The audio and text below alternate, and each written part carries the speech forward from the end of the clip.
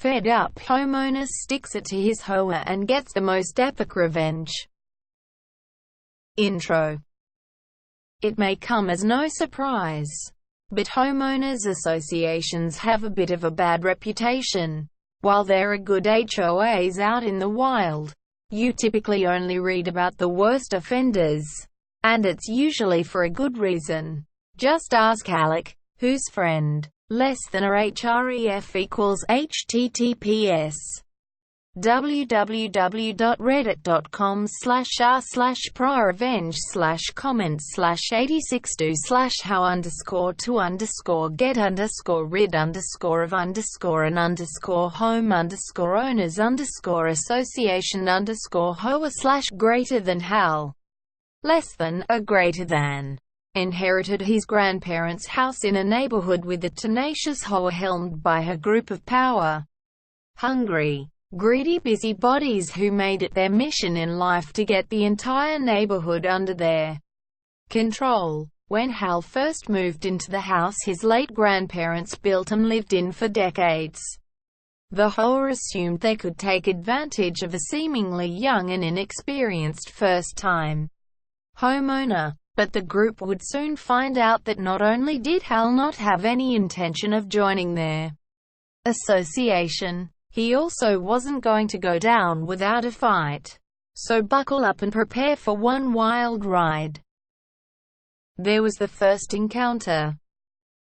It didn't take long for the HOA board members to show up and start pestering Hal with lists of demands, rules, and random searches. Shortly after he moved in, Hal received a knock at the door, and when he opened it, he was greeted by a group of the HOA members shoving papers in his face, demanding he sign them right away.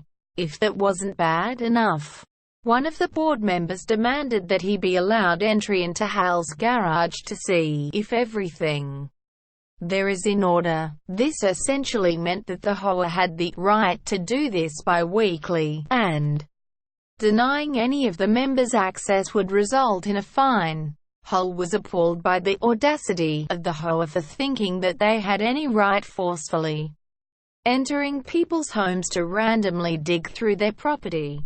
Having enough of the HOA, Hal promptly kicked him out of his garage and off his property, refusing to sign the membership papers in the process.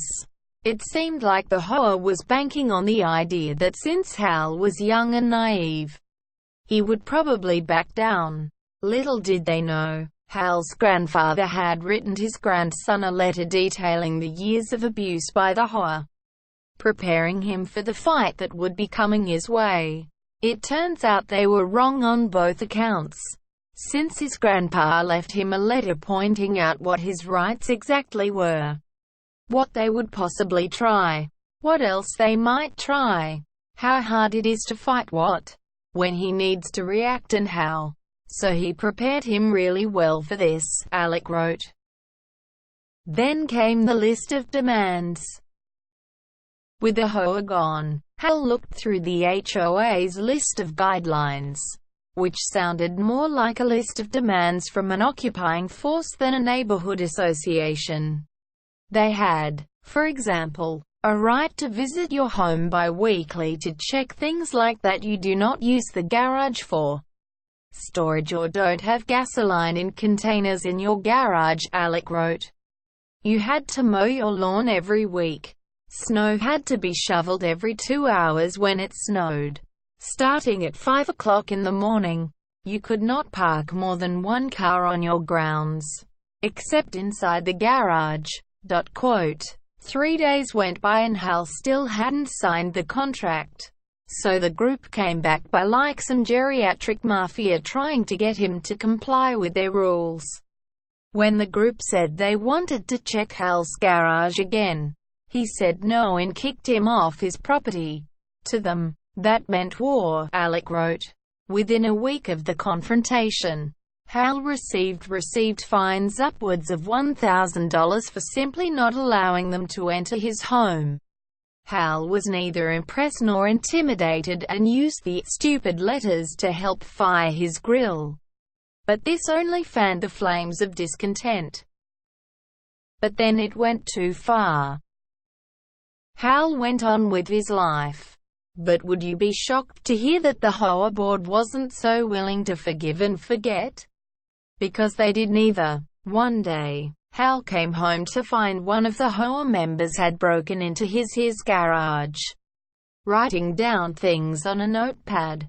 It didn't take long for Hal to realize the zealous HOA board was willing to take any step necessary to keep tabs on him, even if that meant less than greater than using bolt cutters to bust up a lock on the garage door, less than greater than.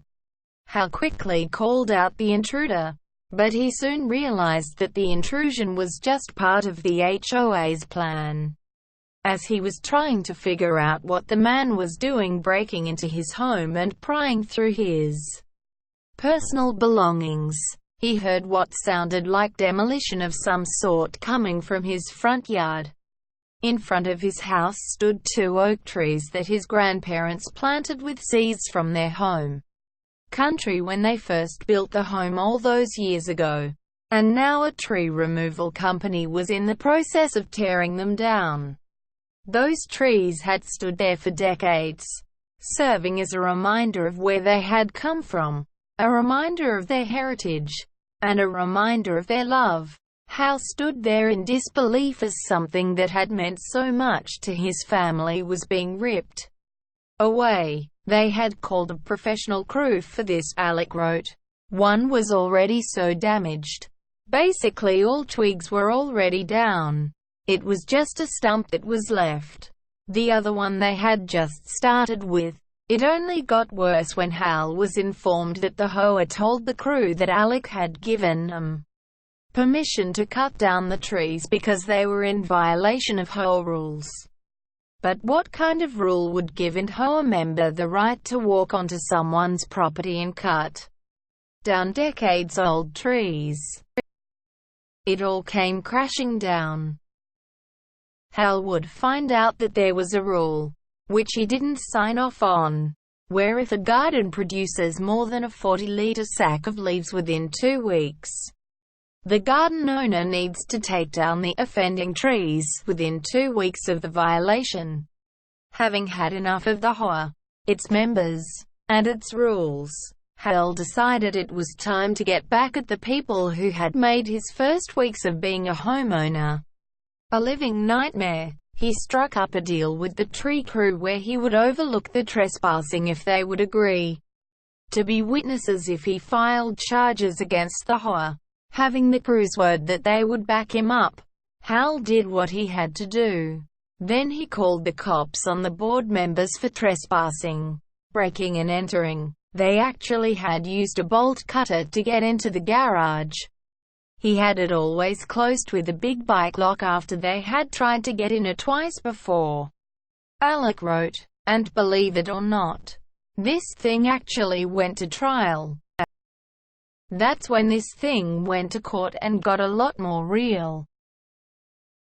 Alec did provide details on the ins and outs of the criminal trial, but he said it must have been glorious, because not only did the HOA have to repay Hal for the broken lock and damage to the trees, which ended up being close to $50,000, they also fought the charges, which cost him another $15,000 in legal fees. All in all, this trial must have cost him over $120,000, Alec recalled. But it didn't end there. Not having enough of his revenge, Hal decided to take the HOA and its members to civil court where he sued them for emotional damage. You might be asking, but what's this business about emotional damage? Single quote. Well, Hal laid it on as thick as he could when he was pleading his case. He told them how much these trees meant to him, since his grandparents had planted them with seeds from the home country, Alec wrote. Plus, he felt threatened by the HOA, and can hardly sleep because he always fears they try to get into his house. Neither of which were lies. And so the court bought Hal's story and ordered the HOA to pay $500,000 plus the cost of a state of the art home alarm system so he could feel safe again in his own home. But that wasn't all. What it cost. The HOA's actions ended up costing the board around $750,000 before everything was said and done. But it would only get worse for some of the board members. They had to file for bankruptcy and get a person to check the books so my friend would get his money, Alec wrote. But the best for last.